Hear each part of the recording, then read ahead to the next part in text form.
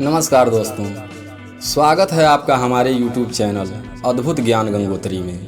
दोस्तों, आज की वीडियो में हम जानेंगे एक स्त्री को अपने घर की कौन सी चीज़ें दूसरों को नहीं देनी चाहिए। जो भी स्त्री यह चीज़ें दूसरों को देती हैं तो माँ लक्ष्मी उसके घर को छोड़कर चली जाती हैं।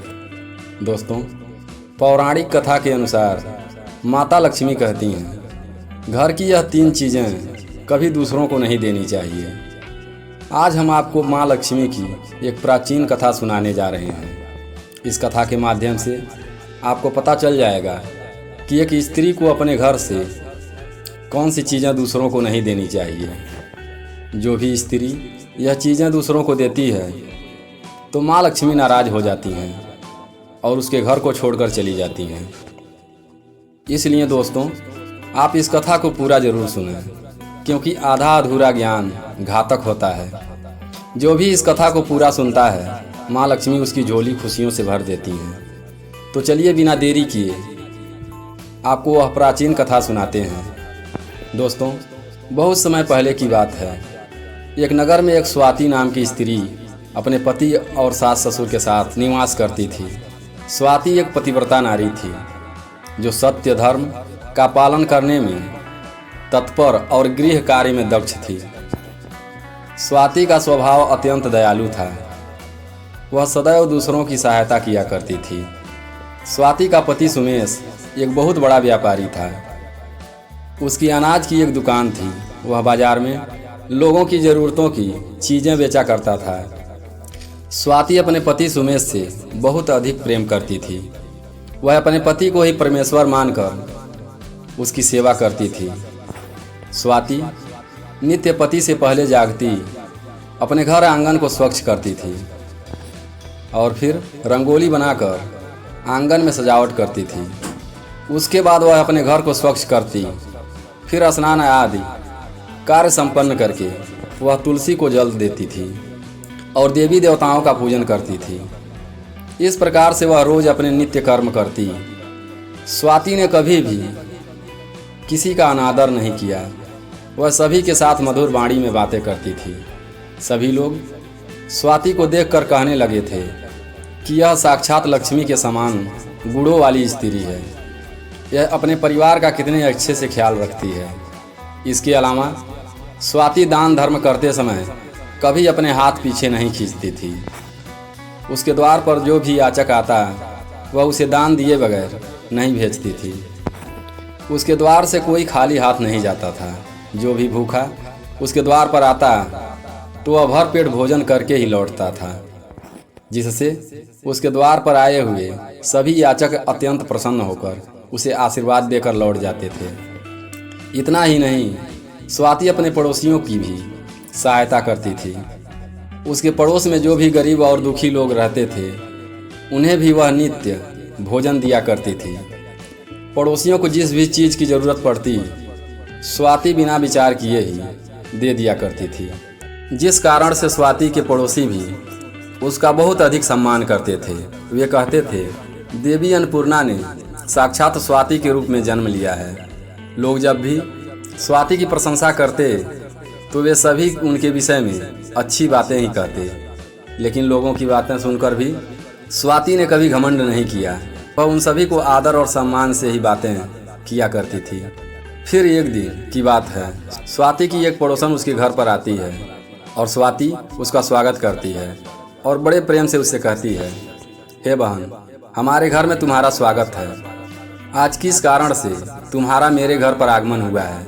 यदि कोई वस्तु चाहिए तो मुझसे मांग लो, मैं तुम्हारी मदद अवश्य करूँगी। स्वाति की पड़ोसन कहती है, स्वाति बहन, आज मेरे घर पर बहुत ही रिश्तेदार आए हैं। उनके लिए मैं भोजन बना रही हूँ, इसलिए मैं तुम्हारे पास रोटी बनाने के लिए चकला बेलन और तवा मांगने आई हूँ।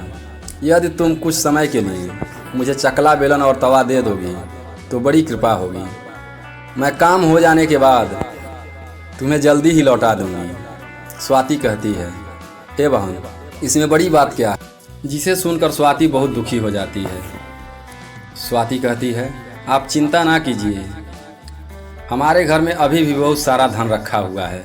जिससे आप फिर से व्यापार शुरू कर सकते हैं। फिर स्वाति अपने घर की तिजोरी में देखती है तो वह भी पूरी तरह से खाली दिखाई देता है। उसके अंदर का भी सारा धन चोरी हो चुका होता है। यह देखकर स्वाति बहुत दुखी हो जाती है। उसके समझ में नहीं आता है कि यह सब कैसे हुआ। स्वाति का पति उस पर बहुत क्रोधित हो जाता है और पूछता है, स्वाति सच सच बताओ, हमारे घर के अंदर रखा हुआ सारा पैसा कहाँ गया? स्वाति कहती है, हे स्वामी, मैं घर पर ही थी, सारा धन तिजोरी में ही था, किसी ने इसे चुरा लिया। किसने इसे चुरा लिया पता नहीं, कृपया आप शांत हो जाइए, हम कोई न कोई उपाय जरूर ढूंढ लेंगे। स्वाति का पति कहता है, यह जो तुम दूसरे लोगों को घर पर बुलाकर खिलाती हो, अनजान लोगों को घर में बुलाती हो, उसी का फल है। यह उन्हीं में से किसी ने हमारे घर का सारा पैसा चुरा लिया है।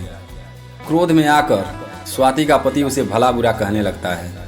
स्वाति की सास भी उसे बहुत कोसती हैं और कहती हैं, तुम ही इन पड़ोसियों को घर की चीज़ें देती रहती हो, बिना सोचे किसी की भी मदद कर देती हो। उन्हीं में से किसी ने सारा पैसा चुरा लिया है। घर के सभी लोग स्वाति को भला बुरा कहने लगते हैं। फिर स्वाति अपने पति को दिलासा देते हुए कहती है, हे नाथ, मैंने मेरे कुछ गहने हमारी पड़ोसन को दिए हैं, मैं उसके पास से गहने लेकर वापस आती हूँ। फिर स्वाति उस गरीब पड़ोसन के घर पर जाती है तो देखती है उसके घर पर कोई नहीं होता है। वह स्त्री भी घर छोड़कर स्वाति के गहने लेकर भाग गई होती है। स्वाति निराश होकर घर लौटती है और अपने पति को सारी बात बता देती है। स्वाति की बात सुनकर उसका पति आग बबूला हो जाता है और स्वाति को भला बुरा कहने लगता है। स्वाति का पति कहता है, स्वाति तुम बड़ी मूर्ख हो, तुम्हारे ही कारण हमारा सारा धन वैभव चला गया।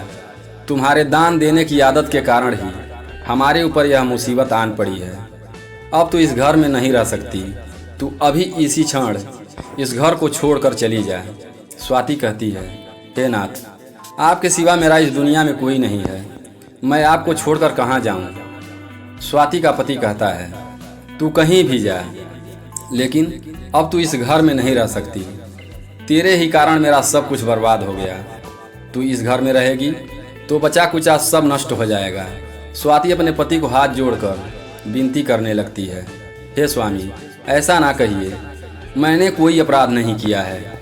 आपके बगैर मैं जीवित नहीं रह सकती, मुझ दासी को आप घर से मत निकालिए। लेकिन स्वाति का पति उसकी एक भी नहीं सुनता है और उसे अपने घर से धक्के मारकर निकाल देता है और कहता है, अब तू इस घर से चली जा और लौट कर मत आना। चाहे तो किसी नदी में कूदकर अपनी जान दे देना, लेकिन अब तुम इस घर में मेरे साथ नहीं रह सकती। फिर स्वाति दुखी होकर रोते हुए अपने पति के घर को छोड़कर चली जाती है। चलते चलते स्वाति माता लक्ष्मी के मंदिर में जाती है और माता लक्ष्मी से प्रार्थना करते हुए कहती है, हे माँ, मैंने ऐसा कौन सा पाप किया है जो मेरी ऐसी दशा हुई है। हे माँ लक्ष्मी, मैंने तो नित्य आपकी पूजा की थी, फिर भी आपने मेरा घर क्यों छोड़ दिया? कृपया मुझे बताओ, मैंने ऐसा कौन सा अपराध किया जो आप मुझसे रूठ गई हो। फिर स्वाति वहीं बैठकर सोचने लगती है, यदि मेरे पति मेरा स्वीकार नहीं करेंगे तो मैं जीवित रहकर क्या करूंगी। यदि मेरे ही कारण मेरे पति की दुर्दशा हुई है तो मुझे जीवित रहने का कोई अधिकार नहीं है। इतना सोचकर स्वाति अपने प्राण देने के लिए नदी की तरफ जाने लगती है। नदी के पास जाकर स्वाति माता लक्ष्मी से प्रार्थना करती है, हे माँ लक्ष्मी, अब मैं अपने प्राण देने जा रही हूँ। यदि मेरे द्वारा तुम्हारी पूजा में कोई कमी रह गई हो तो मुझे माफ़ करना। मैं अपने पति के बगैर जीवित नहीं रह सकती, इसलिए अब मैं इस नदी में कूदकर अपने प्राण दे दूंगी। इतना कहकर स्वाति नदी में कूदने ही वाली थी कि साक्षात माँ लक्ष्मी उस स्थान पर प्रकट हो जाती हैं। माँ लक्ष्मी स्वाति से कहती हैं, रुक जाओ कन्या, रुक जाओ पुत्री, तुम यह क्या कर रही हो। स्वाति आंखें खोलकर देखती है कि साक्षात माँ लक्ष्मी उसके सामने खड़ी हैं। माँ लक्ष्मी के दर्शन करके स्वाति बहुत प्रसन्न हो जाती है और माँ को बार बार नमस्कार करते हुए कहती है, हे माँ, मुझे क्षमा करो, मैं बहुत बड़ा पाप करने जा रही थी। देवी लक्ष्मी कहती हैं, स्वाति, मनुष्य को स्वयं अपने प्राण नहीं लेने चाहिए, यह महापाप है। ईश्वर ने जो शरीर प्रदान किया है उसे ऐसे नष्ट नहीं करना चाहिए। स्वाति कहती है, हे माँ, मैं विवश हूँ।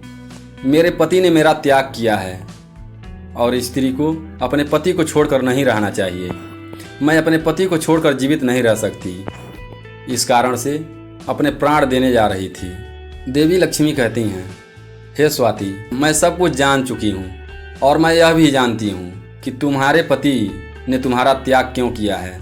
यह सब तुम्हारी ही भूल के कारण हुआ है। तुमने अनजाने में कुछ ऐसी चीज़ों का दान किया था जिस कारण से मुझे तुम्हारा घर छोड़कर जाना पड़ा। जो भी स्त्री अपने घर की इन चीज़ों को दूसरों को देती हैं, उनके घर में मेरा वास नहीं होता है। मैं उन वस्तुओं के साथ ही उनका घर छोड़कर चली जाती हूँ। तब स्वाति कहती है, हे माँ, ऐसी कौन सी चीज़ है, ऐसी कौन सी वस्तुएं हैं, कृपया करके आप मुझे बताएं। मैंने कौन सी वस्तु दान किया है जिस कारण से आपने मेरे घर का त्याग कर दिया है। देवी लक्ष्मी कहती हैं, हे पुत्री, अब तुम ध्यान से सुनो। मैं तुम्हें उन चीज़ों के बारे में बताती हूँ जो किसी भी स्त्री को दूसरों को नहीं देनी चाहिए। इन चीज़ों का दान करने पर मैं उनके घर को छोड़कर चली जाती हूँ। मैं उस घर को छोड़कर हमेशा के लिए चली जाती हूँ। माता लक्ष्मी कहती हैं, स्वाति, सबसे पहली वस्तु है चकला, बेलन और तवा। किसी भी स्त्री को अपने घर का चकला, बेलन और तवा कभी दूसरे को नहीं देना चाहिए। रसोई घर में इन वस्तुओं का बहुत बड़ा महत्व है। इन वस्तुओं की पवित्रता सदैव ही बनी रहनी चाहिए। इन्हीं वस्तुओं से भगवान विष्णु का प्रसाद बनाया जाता है और तवे पर बनी पहली रोटी गाय को खिलाई जाती है। इसलिए इन वस्तुओं को हमेशा स्वच्छ और शुद्ध रखना चाहिए। दूसरों को देने पर यह अपवित्र हो सकती है और फिर इनका उपयोग करना अशुभ फल प्रदान करता है। इसलिए स्वाति, तुमने अपने रसोई घर के चकला, बेलन और तवा अपनी पड़ोसन को देकर पहली सबसे बड़ी भूल की है। आगे माँ लक्ष्मी कहती हैं, हे स्वाति, अब तुम दूसरी वस्तु के विषय में सुनो। तुमने अपनी पड़ोसन को अपने घर में रखी हुई झाड़ू दे दी, जिस वस्तु में मेरा सदैव वास होता है। जो वस्तु मुझे सबसे अधिक प्रिय है, तुमने उसे ही दूसरों को दे दिया, तो फिर भला मैं तुम्हारे घर में कैसे ठहरती। स्वाति, जो स्त्री अपने घर की झाड़ू दूसरों को देती है, मैं उसके घर को त्याग देती हूँ। झाड़ू से घर को स्वच्छ किया जाता है और जहाँ पर स्वच्छता होती है उसी स्थान पर मेरा वास होता है। यह बात हमेशा ध्यान में रखना। घर में झाड़ू को हमेशा छिपा कर रखना चाहिए। झाड़ू पर बाहरी व्यक्ति की दृष्टि भी नहीं पड़नी चाहिए। झाड़ू एक अत्यंत पवित्र वस्तु है। इसे पैर नहीं लगाना चाहिए और इससे कभी विष्ठा आदि प्रकार की गंदगी साफ नहीं करनी चाहिए। माँ लक्ष्मी कहती हैं, स्वाति, अब मैं तुम्हें तीसरी वस्तु के बारे में बताती हूँ। सुनो, जो एक स्त्री को कभी दूसरे को नहीं देनी चाहिए, वह वस्तु है आभूषण। एक स्त्री को कभी भूल कर भी अपने आभूषण किसी अन्य महिला को नहीं देने चाहिए। मैं सदैव ही आभूषण में वास करती हूँ। स्त्री के 16 श्रृंगार में गहनों का बहुत अधिक महत्व होता है। एक विवाहित स्त्री को अपने आभूषण कभी अन्य स्त्री को पहनने के लिए नहीं देना चाहिए। जो स्त्री अपने आभूषण अन्य स्त्री को देती है, उसके जीवन में दुर्भाग्य आता है। हे स्वाति, अब मैं तुम्हें चौथी वस्तु के विषय में बताती हूँ। किसी भी मनुष्य को शाम हो जाने के बाद सफ़ेद रंग की वस्तुओं का दान नहीं करना चाहिए, किंतु तुमने शाम के समय में दूध का दान किया था। शाम को सफ़ेद रंग की चीज़ें दान करने से मनुष्य के जीवन में अशुभ काल आता है। माँ लक्ष्मी कहती हैं, स्वाति, अब मैं तुम्हें उन सभी वस्तुओं के बारे में बता दिया है जिनका कभी दान नहीं करना चाहिए। यह वस्तुएं कभी दूसरों को उधार में अथवा उपयोग के लिए नहीं देना चाहिए।